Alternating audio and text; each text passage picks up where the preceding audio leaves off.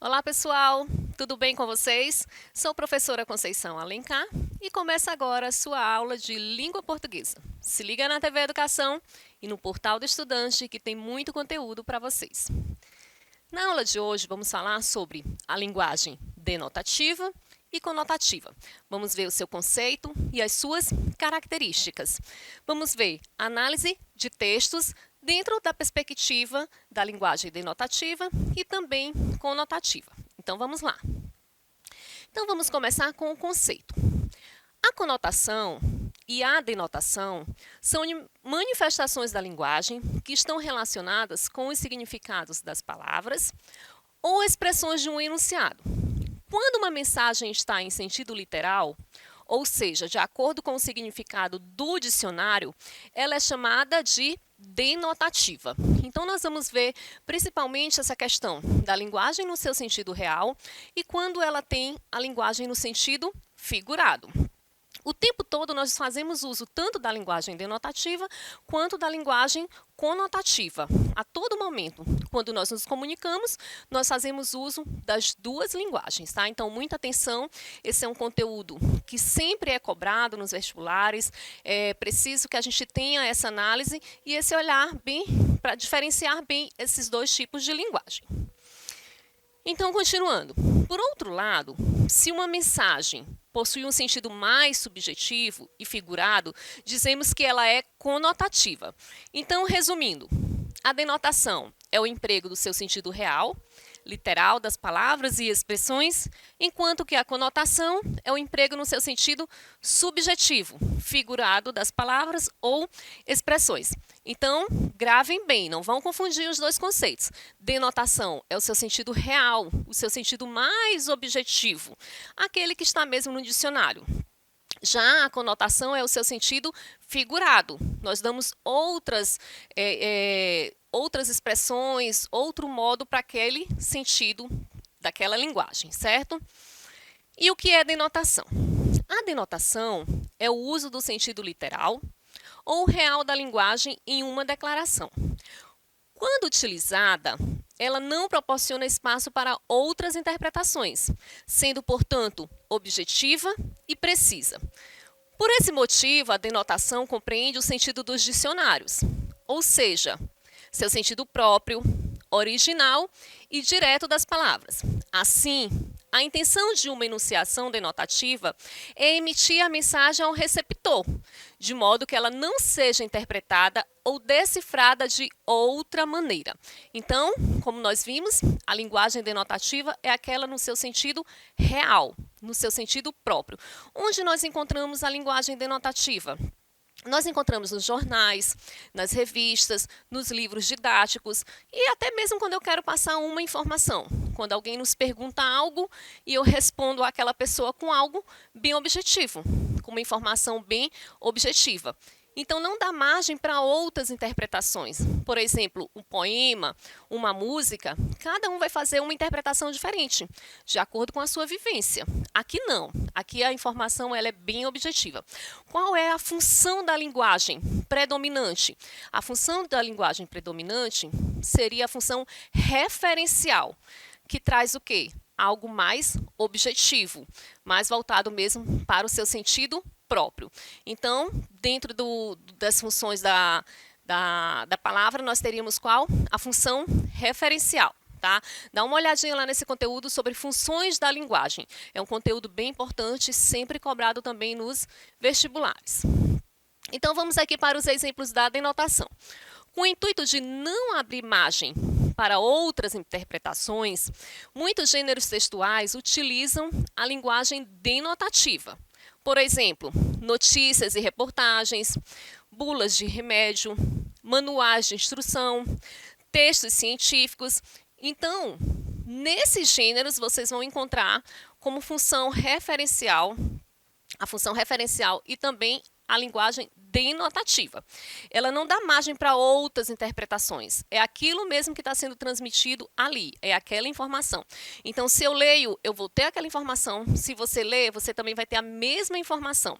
É diferente de música, de poema, que cada qual pode fazer uma leitura diferenciada, uma interpretação própria, uma interpretação única. Eu posso compreender de uma forma e você já pode compreender de outra.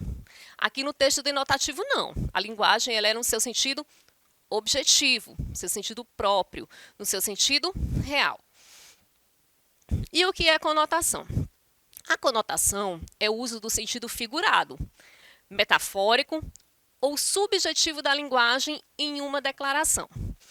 Quando utilizada, ela proporciona interpretações abstratas, que vão além do sentido real das palavras, ou seja, além das definições que aparecem nos dicionários. Por esse motivo, ela recorre ao uso das figuras e vícios de linguagem para a transmissão das mensagens. Dessa maneira, amplia-se o sentido das palavras, dando lugar à análise do que está implícito no texto. Então, na conotação, nós vamos ter também o sentido figurado. Nós podemos fazer uma interpretação do que não está ali no texto, ou seja, fica implícito.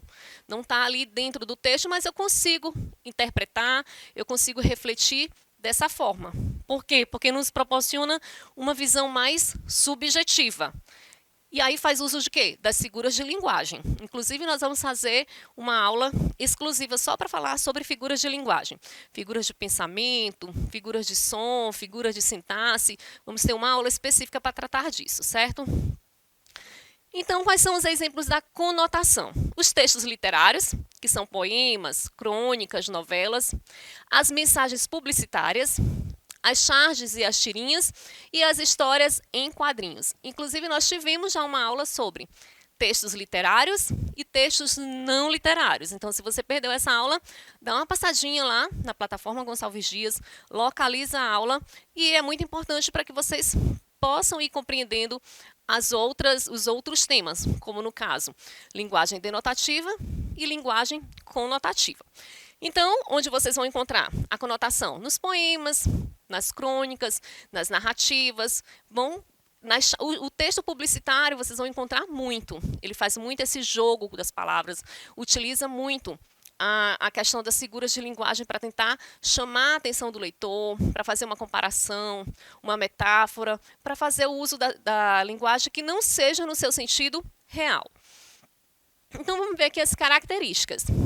Nós temos um quadro que compara a denotação e a conotação. Então, vamos ver qual é a diferença entre eles. Muito cuidado para a gente não confundir os conceitos, não trocar os conceitos do que é denotação e do que é conotação. Então, a linguagem denotativa, ela traz palavras com uma significação mais restrita. É aquilo e pronto. Aquele é o seu significado. É um significado mais restrito. É apenas aquele significado. Enquanto que na conotação ela tem uma significação ampla, né? Pode ter várias significações. Posso fazer várias interpretações. Então, enquanto uma tem o sentido restrito, a outra tem o sentido bem amplificado. Na denotação, as palavras elas têm o sentido comum do dicionário, do jeito mesmo que aparece lá no dicionário. Vocês sabem que o tempo todo estão surgindo novas palavras e outras palavras elas deixam de ser utilizadas, né? Essas palavras que vão surgindo, esses neologismos, muitas vezes eles são incorporados aos dicionários, né? E aí tem um significado próprio. E também tem um significado que pode ser utilizado de maneira figurada. Na conotação, palavras cujo sentido extrapolam o sentido comum. Então, já extrapola aquele sentido que está ali no dicionário. Na denotação, a palavra é usada de modo automatizado, enquanto que na conotação é utilizada de modo criativo. Então, quando eu busco uma palavra para dar uma determinada informação, já é aquela palavra específica. Enquanto que na conotação não, né? Tem até a licença poética. Eu posso fazer uso de várias formas, da maneira que permitir, da maneira que for mais criativa para você, para o leitor e para quem está escrevendo. Na denotação, uso uma linguagem bastante comum, enquanto que na conotação a linguagem ela é muito rica. muito expressiva, ela dá margem para muitas interpretações. E aí a gente faz uso de vícios de linguagem, uso de figuras de linguagem, que nós temos uma infinidade aí de figuras de linguagem e de recursos expressivos que a gente utiliza quando está se comunicando. Então, vamos aqui para a análise de textos. Vamos começar aqui com um poema, e aí vocês vão percebendo se esse texto ele foi utilizado no sentido denotativo ou no sentido conotativo. Diz assim: o preço do feijão não cabe no poema. O preço do arroz não cabe no poema. Não cabe no poema o gás, a luz, o telefone, a sonegação do leite, da carne, do açúcar, do pão. O funcionário público não cabe no poema, com seu salário de fome, sua vida fechada em arquivos. Como não cabe no poema o operário que esmerila seu dia de aço e carvão nas oficinas escuras. Porque o poema, senhores, está fechado, não há vagas. Só cabe no poema o homem sem estômago, a mulher de nuvens, a fruta sem preço. O poema, senhores, não fede nem cheira. É um texto do Ferreira Goulart, né? Ferreira Goulart, que é um dos grandes escritores, foi um dos grandes escritores maranhenses do século XX, um dos maiores escritores do século XX, e é um escritor maranhense. Então, se você não conhece muito bem a obra de Ferreira Goulart, vale a pena dar uma conferida, porque ele traz reflexões que são de extrema importância. Observem essa reflexão que ele traz. Ele tem uma linguagem totalmente conotativa, é uma linguagem no sentido figurado, mas se a gente for pensar nessa linguagem, no que ele quer passar para a gente, ele faz uma crítica a tudo que o país passa, a tudo que a sociedade está passando. E a gente pode muito bem trazer esse poema dele para a atualidade. Eu acho que cabe muito dentro da realidade que nós estamos vivenciando. Os preços das coisas de forma absurda, o salário dos trabalhadores que não tem um aumento tão significativo, a vida das pessoas de uma forma bem difícil, então ele coloca isso tudo no poema. Ele poderia colocar de uma maneira objetiva, direta, fazendo uma crítica direta, mas ele também preferiu colocar de uma maneira conotativa. E aí cada um pode fazer a sua interpretação. Mas a gente consegue estabelecer essa relação entre o poema e a linguagem realmente do que acontece, a crítica que ele faz diante de tudo que está acontecendo na sociedade. Apesar de ser uma linguagem conotativa, ela consegue despertar essa reflexão a quem está lendo o poema, certo? Então vamos lá, vamos para mais um texto que diz assim: o risco da escassez, o aquecimento global, não é a única ameaça à vida no planeta. Está em curso o que os especialistas qualificam de crise da água e que já compromete as condições de vida e saúde de uma ampla parcela da população. Calcula-se que pelo menos 1/3 da população mundial já tenha dificuldades, entre severas e moderadas, de acesso à água, sobretudo nas regiões setentrional e norte da África. Mais precisamente, 1,3 bilhão de pessoas não dispõem de água potável e 2 bilhões são atendidas por serviços de esgotamento sanitário.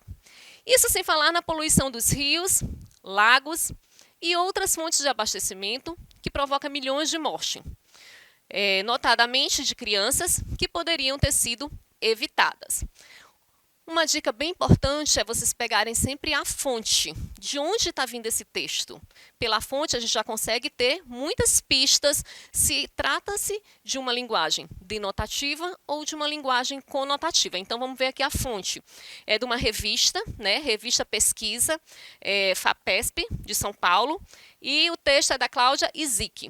Então, pela fonte, eu já tenho uma dica que trata-se de um texto o quê? Um texto denotativo. Ele traz dados, ele traz informações objetivas. Ele faz uso da linguagem referencial. Em nenhum momento ele faz uso de uma linguagem subjetiva ou figurada, ou que nos dá margem para fazer diversas interpretações. Não. Ele está falando de quê? Do risco da escassez, dessa questão da falta da água, A questão que isso pode trazer, os problemas que essa escassez da água traz para toda a população. E ele coloca isso através de quê? Através de dados, né? Vão colocando ali 1,3 bilhão de pessoas não dispõem de água potável. 2 bilhões são atendidas por serviço de esgotamento sanitário, as mortes que poderiam ser evitadas. Então, ele vai trazendo dados que são dados reais, fazendo uso novamente da função referencial, a função da linguagem referencial. Vamos analisar mais um. Aqui nós temos uma tirinha. As tirinhas, os quadrinhos, né, HQ, as charts vão fazer muito uso dessa linguagem. Então, prestem muita atenção que a gente pode até encontrar as duas, tanto a linguagem denotativa quanto a linguagem conotativa. E aí, né, a tirinha aqui do Armandinho, eles estão conversando e ele diz: meu pai finalmente bateu as botas. O outro até se assusta, né, e diz: e quando foi isso? Hoje. Ah, entendi. E ele estava doente? Não, não. Elas que estavam sujas de areia, né? Então, quando ele fala, ele estava usando o sentido real, o sentido denotativo. O pai sujou as botas de areia e bateu as botas para que pudesse limpá-las. Mas nós temos muitos ditados populares, muitas expressões que nós utilizamos no nosso dia a dia de forma figurada. Quando eu digo assim, ele bateu as botas, significa o quê? Significa que a pessoa morreu. Se você vai em outro estado, outro país, você não conhece a expressão, aí não vai haver a comunicação. Mas muitas dessas expressões são expressões que fazem parte do nosso dia a dia, né? Até mesmo como nas figuras de linguagem, quando a gente quer amenizar uma situação, a gente faz uso dos eufemismos. Quando eu digo, ele partiu dessa para melhor, agora ele descansa ao lado do pai. Eu estou suavizando uma mensagem, eu estou suavizando uma notícia e faço uso das figuras de linguagem. Aqui no caso, ele usa tanto a linguagem denotativa, como também utilizou a linguagem conotativa. Aí nós temos uma propaganda também, um anúncio, né, que diz assim, quando você larga o celular, é seu filho que vibra. Aí está ali o celular, vocês podem observar a expressão, que traz uma expressão de raiva, ou seja, ele está dando vida ao celular, está fazendo uma personificação. O que é personificação? Ele está dando vida, características que são de seres animados a seres inanimados. Uma das características da propaganda ou anúncio publicitário é o uso de figuras de linguagem. Você saberia dizer qual delas está presente na propaganda abaixo? Nós temos inúmeros, Ele faz aí, pode fazer uma metáfora, pode fazer a própria personificação, como eu falei para vocês, que dá características de seres vivos a seres não vivos, Então, quando larga o celular, o filho que fica feliz por ter a atenção dos pais. Outro anúncio publicitário, certamente seria um anúncio de uma veterinária, uma clínica veterinária, que diz assim, banho e tosa, aqui seu cão sai um gato. Aqui seu cão sai um gato. Então, ele está fazendo uso da linguagem, o quê? Da linguagem figurada. Está dizendo que o cachorro, após o banho, após passar pela tosa, ele vai sair muito bonito, vai sair cheiroso, vai sair bonito. E ele usa a expressão um gato para dizer que ele vai sair bem bonito, Então, é claro que ele vai entrar um cachorro e vai sair um cachorro. Então, é o uso da linguagem figurada. A gente não pode levar ela no seu sentido literal. Aqui é o uso mesmo da linguagem figurada. Mais uma, Tá com raiva do namorado? Morde aqui.